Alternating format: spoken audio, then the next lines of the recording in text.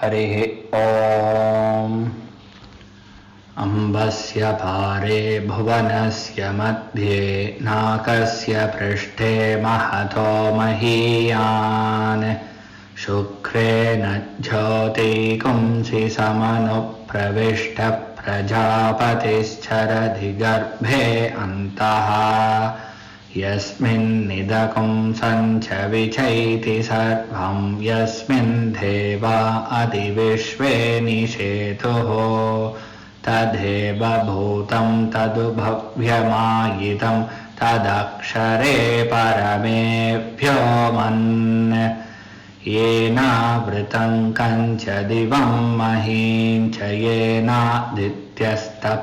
तेजसा भ्राजसा च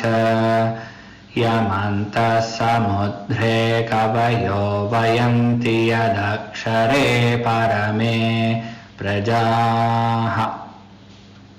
यतः प्रसूता जगतः प्रसूतितो येन जीवान् व्यससर्ज भूम्याम् यथोषधीभिः पुरुषान् पशुगुश्च विवेश भूतानि चराचराणि अतः परन्नान्यतनीयसहं हि परात् परं यन्महतो महान्तम् यदेकमभ्यक्तमनन्तरूपं विश्वं पुराणं तमसः परस्तात् तदेवर्तं तदु सत्यमाहुस्तदेव ब्रह्म परमं कवीनाम् इष्टापूर्तं बहुधा जातं जायमानं विश्वं बिभर्ति भुवनस्य नाभिः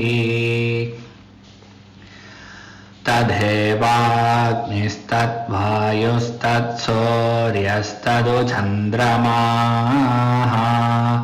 तदेव शुक्रममृतं तद्ब्रह्म तदापः स प्रजापतिः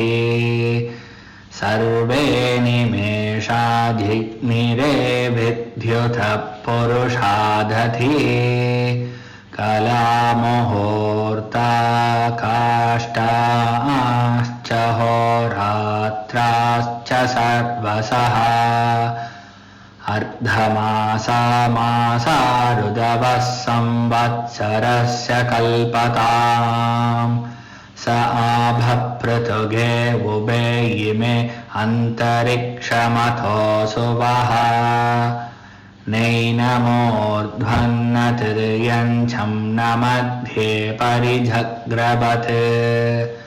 न तस्येषे कश्चन तस्य नाम महद्यशः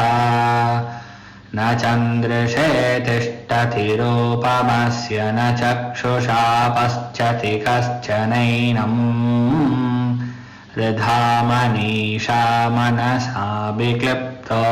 य एनं विदुरमृतास्ते भवन्ति अभ्यः सम्भूतो हिरण्यगर्भ इत्यष्टौ एष हि देवप्रदिशोऽनुसर्वा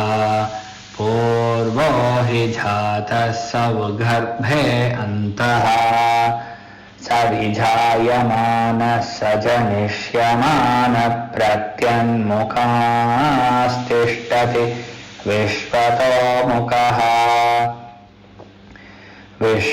विश्वतश्चक्षुरुत विश्वतो मुखो विश्वतो हस्त उत विश्वतस्पात् सम्बाहुभ्यां नमति सम्पदत्रैर्द्यावा पृथिवी जनयन् देव एकः वेनस्तस्पश्यन् विश्वा भुवनानि विद्वान् यत्र विश्वं भवत्येकनीलम् यस्मिन्निदकं सञ्च विचैककं सवोतः प्रोतश्च विभुप्रजासो प्रतद्भोचे अमृतन्नु विद्वान् गन्धर्वो नाम निहितं गुहासो त्रीणि पदानि हिता गुहासु यस्तद्भेदसवितुः पिता सत् स नो बन्धुर्जनिता स विधाता धामानि वेद भुवनानि विश्वा यत्र देवा अमृतमानशानास्तृतीये धामान् यद्भैरयन्त परिध्या वा पृथिवी यन्ति सद्भ्यः परिलोकान् परिदिशत् परिसुवः ऋतस्य तन्तुं विततं विचित्य तदपश्यत्तदभवत् प्रजासु परीत्य लोकान् परीत्य भूतानि परीत्य सर्वा प्रदिशो दिशश्च प्रजापति प्रथमजारुतस्यात्मनात्मानमभिसम्भवोग सदसस्पतिमद्भुतं प्रियमिन्द्रस्य काम्यम् सनिमेधामयाशिषम् उद्धीप्य स्वजातवेदो भग्नन्निरुतिं मम पशोगस्य मह्यमावह जीवनं च दिशो दिश मानो हि गुंसि जातवेदो गामस्वं पुरुषं जगत् अभिभ्रजग्न आगहि श्रिया मा परिपातय पुरुषस्य विद्मसहस्राक्षस्य महादेवस्य धीमहि तन्नो रुद्रः प्रचोदयात् तत्पुरुषाय विद्महे महादेवाय धीमहि तन्नो रुद्रः प्रचोदयात् तत्पुरुषाय विद्महे वक्रतुण्डाय धीमहि तन्नो दन्तिः प्रचोदयात् तत्पुरुषाय विद्महे सुवर्णपक्षाय धीमहि तन्नो गरुडः प्रचोदयात् कात्यायनाय विद्महे कन्याकुमारी धीमहि तन्नो दुर्गिः प्रचोदयात् नारायणाय विद्महे वासुदेवाय धीमहि तन्नो विष्णुः प्रचोदयात् सहस्रपरमा देवी शतमूला शताङ्कुरा सद्भगुं हरतु मे पापं धूर्वादुस्वप्ननाशनी अश्वक्रान्ते रथक्रान्ते विष्णुक्रान्ते वसुन्धरा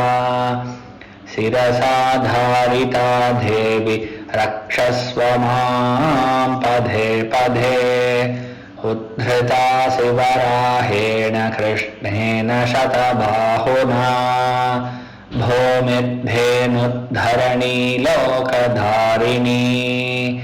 मृत्युके हन मे पापं यन्मया दुष्कृतं कृतं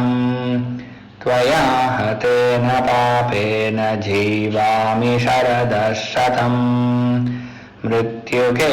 देहि मे पुष्टिं त्वयि सर्वं प्रतिष्ठितं गन्धद्वारान्धुरादर्शां नित्यपुष्टां करीषिणीम् ईश्वरीगुं सद्भूतानां तामिहोपत्वये श्रियं हिरण्यशृङ्गं वरुणं प्रपद्ये तीर्थं मे देहि याचितः यन्मया भुक्तमसाधूनां पापेभ्यश्च प्रतिग्रहः यन्मे मनसा वाचा कर्मणा वा दुष्कृतं कृतं तन्न इन्द्रो वरुणो बृहस्पतिः सविता च पुनन्तु पुनः पुनः सुमित्रा न आपवोषधयः सन्तु दुर्मित्रास्तस्मै भूयासूर्योऽस्मान् द्वेष्टियं च वयं विष्मः नमोऽग्नये सुमते नम इन्द्राय नमो वरुणाय नमो वारुण्यै नमोऽद्भ्यः यदपाङ्क्रूरं यतमेध्यं यतशान्तं तदपगच्छतात् अभ्यासनादधीपानात् यच्च उग्रात् प्रतिग्रहात् तन्मे वरुणो राजा पाणिना ह्यवमर्शतो सोऽहमपापो विरजो निर्मुक्तो मुक्तकिल्बिषः नाकस्य पृष्ठमारुह्य गच्छेत् ब्रह्मसलोकताम्